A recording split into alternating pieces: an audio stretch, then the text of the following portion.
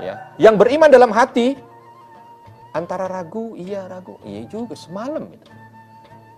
Ditambah lagi ketika Abu Jahal, wahai Muhammad, benarkah apa yang kau katakan? Nabi mengatakan benar. Coba kalau gitu angkat kaki kanan. Kaki ini diangkat kaki kanan. Masih bisa berdiri kan? Angkat kaki kirimu, diangkat kaki kiri, Nabi langsung jatuh. Wah, begitu jatuh jadi bahan tertawaan orang-orang kafir Quraisy. Bagaimana kau bisa mengatakan bahwa engkau mampu untuk melaksanakan perjalanan dari Mekah menuju ke Baitul Maqdis dalam waktu 1 malam bolak-balik, sedangkan kau angkat kaki 2 saja langsung jatuh? Oh, semua tertawa. Di saat hinaan demi hinaan begitu, Abu Bakar kala itu tidak ada di situ. Maka sebahagian sahabat-sahabat kala itu yang bingung untuk menjelaskannya bagaimana dan bingung untuk memberikan dukungan bagaimana, segera mencari Abu Bakar. Abu Bakar As-Siddiq kala itu dijumpai ada di dekat rumahnya, lalu dikatakan, wahai Abu Bakar, kau harus segera datang.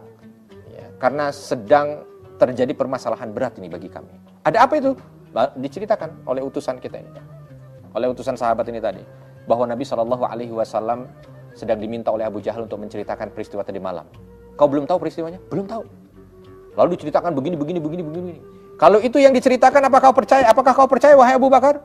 Maka Abu Bakar langsung mengatakan, kalau itu yang keluar dari apa yang disampaikan oleh baginda Nabi, maka tidak ada keraguan dalam hatiku. Aku percaya. Bahkan kalau aku dihadapkan di depan tembok, yang tembok itu semua orang mengatakan hitam, warnanya hitam, dan mataku pun melihat warna itu hitam, tapi sang Nabi mengatakan itu tembok putih, maka aku dustakan mataku dan aku ikut apa yang dikatakan oleh Nabiku. Langsung berangkat semuanya ke sana. Begitu sampai itu lagi, hinaan demi hinaan datang kepada Nabi SAW. Abu Bakar langsung di sebelahnya. Wahai Rasul, ditanya oleh Abu Bakar, benarkah apa yang kau ceritakan ini? Benar wahai Abu Bakar. Baik kalau begitu. Langsung Abu Bakar menjadi penengah. Wahai orang-orang Quraisy, siapa di antara kalian yang pernah datang ke Masjidil Aqsa? Yang sering datang dan hafal tentang Baitul Maqdis? Angkat tangan semua. Salah satunya Walid bin Mughirah. Maju. Lalu disumpah mereka.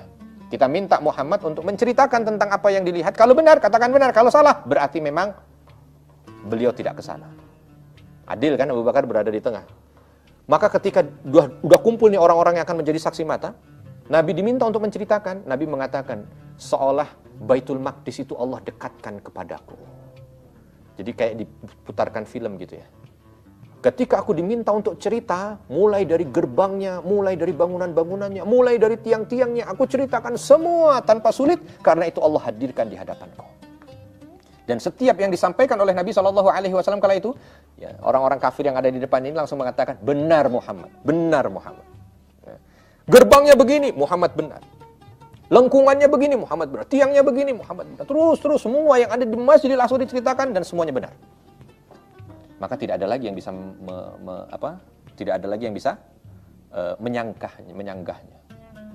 Tapi kala itu masih pada bohong lah, itu kan bisa dipelajari, bisa dikasih tahu, bisa. Akhirnya ketika semua masih kasak-kusuk begitu, Nabi SAW langsung mengatakan, kalau kalian masih belum percaya, maka dalam perjalananku pulang dari Masjidil Aqsa, pulang dari Baitul Maqdis menuju ke Masjidil Haram ini, menuju ke Mekah ini, aku diperlihatkan oleh Allah 3 kafilah. Kafilah pertama akan datang sebentar lagi. Kafilah ini membawa 2 onta yang paling depan, ontanya itu jidatnya putih. Dan ada onta paling belakangnya, itu kakinya patah sebelah kanan. Silahkan kalian buktikan. Ini adalah kafilah paling dekat yang akan sampai masuk ke Mekah. Lalu kafilah yang kedua adalah kafilah yang dalam perjalanannya kehilangan onta. Kala itu dia bingung nyari onta. Sampai aku didekatkan oleh Allah kepada mereka dan aku katakan, karena aku bisa melihat dari atas Nabi Muhammad SAW. Ontamu di sana, ontamu di sana. Berangkat. Dan kafilah ketiga yang tidak ada masalah sama sekali. Betul mereka tunggu. Begitu masuk kafilah pertama, rombongan onta. Yang depan betul. Jidatnya putih keningnya. Semua. Masih penasaran dilihat onta paling belakang. Betul jalannya pincang. Lalu ditanya oleh orang-orang Mekah kala itu, kenapa ini onta pincang yang paling belakang? Dia terjebak di lubang, sehingga dia patah kakinya. Kami berhasil untuk memperbaikinya, tapi tidak sempurna, jadi jalannya masih pincang. Cuman orang itu mengatakan, kenapa yang kalian tanyakan ini? Kenapa masalah dengan ontaku yang pincang ini? Ini urusan kami. Lalu orang-orang mengatakan bahwa Muhammad melihat perjalananmu dan mereka sampaikan bahwa kondisimu adalah seperti ini. Kami ingin membuktikan apakah benar itu terjadi, dan ternyata benar. Bahkan justru sebagian dari rombongan ini yang tadinya belum memeluk Islam, mengetahui tentang Nabi Muhammad SAW, justru mereka masuk dalam Islam. Berikutnya yang tadi, yang kehilangan onta itu, ternyata benar juga. Ya. Makanya tadi saya sampaikan. Yang ketiga juga begitu benar. Akhirnya justru ini menjadi titik tolak gitu ya. Akhirnya ini menjadi titik balik bagaimana perjalanan Isra dan Mi'raj Nabi Muhammad SAW yang tadinya itu menjadi sumber keraguan bagi orang-orang yang beriman, menjadi senjata bagi orang-orang kafir ya, untuk bisa menjebak Nabi Muhammad SAW, akan tetapi justru itu menjadi titik balik dari dakwah ini ya, sehingga dakwah ini justru mendapatkan tempat di hati umat kala itu dan menunjukkan bahwa Nabi SAW mendapatkan mukjizat dari Allah Subhanahu wa Ta'ala. Ini dia cerita singkat dari perjalanan Isra dan Mi'raj Nabi Muhammad SAW. Dari perjalanan ini memang Nabi tidak menyampaikan tentang hikmah yang ada, tapi kita diminta untuk mencoba melihat lebih dalam.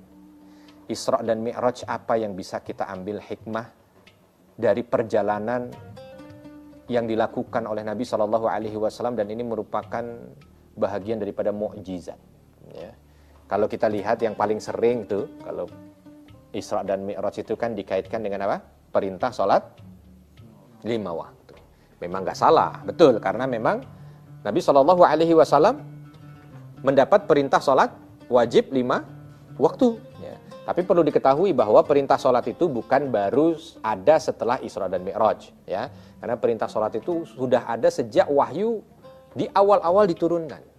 Hanya perintah sholat wajib yang 5 waktu, waktunya ditentukan, ya, jumlah rakaatnya ditentukan, kaifiatnya ditentukan, itu setelah Isra dan Mi'raj. Tetapi sebelumnya ada sholat-sholat yang memang juga sudah diwajibkan oleh Allah Subhanahu Wa Taala kepada Nabi SAW dan pada para pengikutnya atau para sahabatnya. Nah, makanya nanti ada cerita juga ketika sahabat Ali kala itu melihat Nabi Muhammad SAW dengan Khadijah radhiyallahu anha sedang sholat.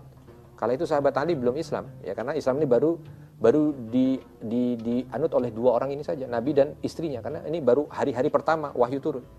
Maka sahabat Ali bertanya, apa yang kau lakukan wahai sepupuku? Ya, maka dijawab oleh Nabi SAW bahwa ini adalah salat. Ya, maka setelah itu baru Ali radhiyallahu anhu belajar tentang Islam dan masuk ke dalam Islam dengan waktu yang begitu cepatnya.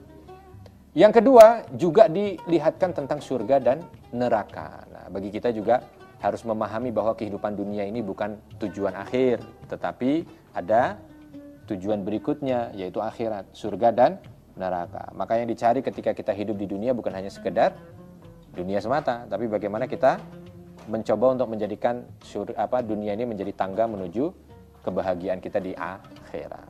Terus, yang terpenting adalah kita meyakini betul ternyata Nabi Muhammad SAW adalah manusia terpilih. Karena buktinya semua Nabi kala itu menjadi makmum Nabi Muhammad SAW. Ditambah dengan apa? Ditambah dengan ketika Nabi memasuki langit demi langit, para Nabi kala itu yang ada di langit itu pun mengakui kerasulan Nabi Muhammad SAW. Maka dari itu kita patut untuk berbahagia menjadi umat Nabi akhir zaman, Nabi Muhammad SAW.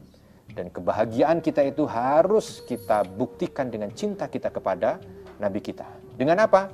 Dengan mengikuti semua sunnahnya, menjalankan apa yang diperintahkan, menjauhi apa yang dilarang, dan mudah-mudahan dengan kita senantiasa mengikuti apa yang dijalankan dan disunnahkan oleh Nabi Muhammad SAW, itu menjadi bahagian bagi kita untuk bisa mendapatkan kebahagiaan dunia dan akhirat. Dan mudah-mudahan juga dengan itu, juga dengan cinta kita kepada Nabi Muhammad SAW, itu akan menghantarkan kita untuk bisa hidup bersama dengan baginda Nabi SAW di syurga. Kalau ada kesalahan saya mohon maaf, dan kepada Allah mohon ampun. Apapun yang keluar dari lisan saya tidak sesuai dengan Al-Quran dan Sunnah, buang jauh-jauh. Ambil yang sudah Al-Quran dan Sunnah. Subhanakallahumma wa bihamdika asyhadu an la ilaha illa anta astaghfiruka wa atubu ilaik. Assalamualaikum warahmatullahi wabarakatuh.